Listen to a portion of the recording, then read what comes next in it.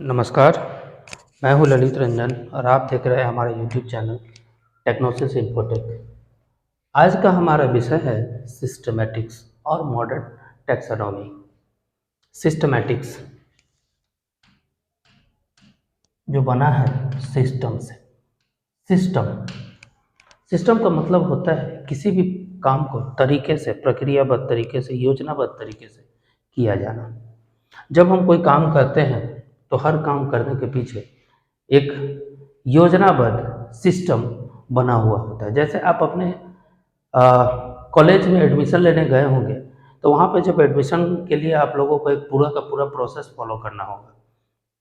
आपने एक फॉर्म लिया होगा, फॉर्म को भरा होगा, काउंटर पे जमा किया होगा, उस फॉर्म का वेरिफिकेशन हुआ होगा, वेरिफिकेशन के बाद आपने उसका चालान भरा होगा, फिर पैसा जमा किया होगा, फिर जाकर के आपका एडमिशन किया होगा। इसमें से कोई भी प्रोसेस अगर आप फॉलो नहीं करते हैं तो आपके एडमिशन में बाधाएं आएंगी। उसी तरह से आप एग्ज़ाम का फॉर्म भरने जाएं या फिर कोई भी काम जब आप करते हैं तो उसके लिए पूरा का पूरा एक सिस्टम बना होता है ताकि काम को सही ढंग से योजनाबद्ध तरीके से किया जा सके। इसके पीछे का कारण क्या है? बायोलॉजी में सिस्टमेटिक्स का जो महत्वपूर्ण पहलू ये है कि हम वैदिक काल से इस धरती पे, इस प्लानेट पे बहुत सारी चीज़ों को ढूंढते आ रहे हैं, खोजते आ रहे हैं। उसका पीछे कारण है हमारा खोजी स्वभाव, जागरूकता, उत्सुकता। हमारे जो वैदिक स्कॉलर्स थे आज से करीब 950 बीसी,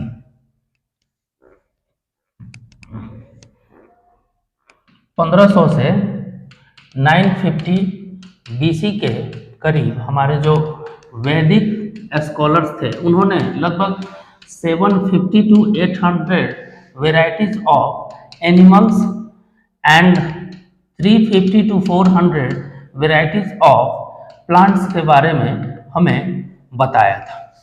आज से करीब 3000 साल पहले, 3000 से 3500 साल पहले, 3000 to 3500 ईयर्स एगो, उन्होंने जिस समय की आज के मॉडर्न टूल्स वगैरह भी नहीं थे, उस समय भी इन्होंने इतने वेराइटीज ऑफ ऑर्गेनिज्म के बारे में बताया था। अगर वर्ल्ड वाइड स्कॉलर्स की हम लोग बात करें तो बहुत सारे स्कॉलर्स हुए हैं जिन्होंने अपना महत्वपूर्ण योगदान उस समय से हम लोगों को दिया, जिसमें हम लोग बहुत सारे स्कॉलर्स को गिन सकते हैं।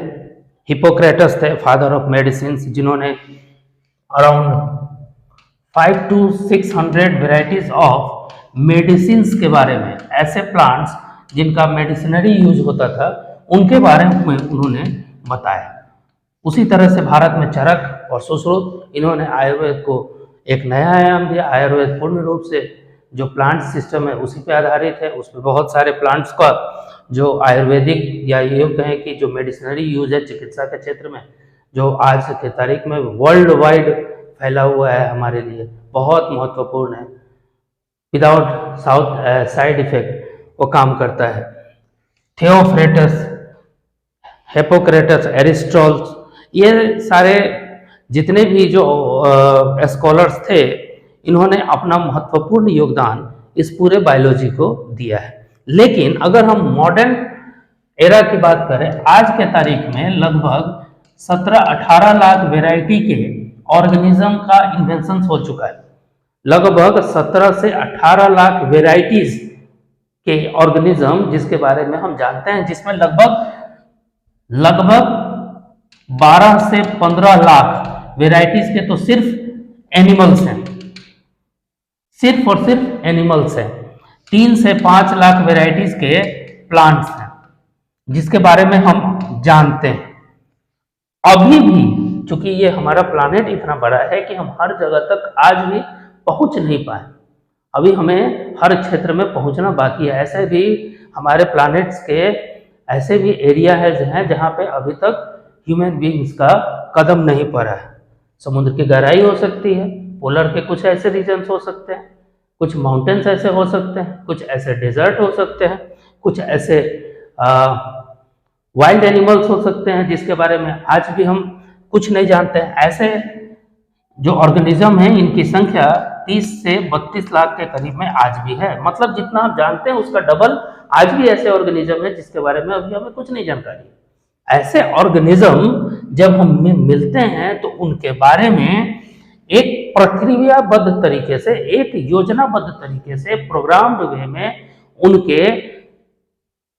उनका फिजियोलॉजिकल स्ट्रक्चर, उनका एनाटॉमिकल, उनका मॉर्फोलॉजिकल, उनका जेनेटिक्स, उसके जितने भी जो उस ऑर्गेनिज्म के बारे में, उसका बिहेवियर, उसका हैबिट्स, उसका हैबिटेट्स, इन सारी चीज़ों के बारे में जो हम जानकारी एकत्रित करते हैं उसके हिसाब से उसका एनालिसिस कर उसको तरीके से सजा करके उसका स्टडी करने की जो प्रक्रिया है उसी को सिस्टमेटिक के अंतर्गत पढ़ा जाता है।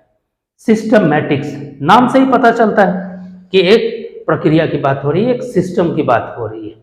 इस सिस्टमैटिक्स के अंतर्गत हम लोग जितने भी ऑर्गेनिज्म हैं उसका फिजियोलॉजिकल, मॉर्फोलॉजिकल, एनाटॉमिकल, उसका जेनेटिक्स, उसका इवोल्यूशनरी पॉइंट ऑफ व्यू से उसने क्या क्या इवोल्यूशंस किए हैं, है ना, किन चीज़ों को नए नए ऑर्गेनिजम्स जो हमारे धरती पे जिसका इवोल्यूशन हुआ उसमें नए नई चीज़ें क्या जुड़ी, क्या क्या चीज़ें उनकी ख़त्म हो गई। जैसे हमारे एंसेस्टर्स मंकी थे, हमारे एंसेस्टर्स चूँकि हम लोग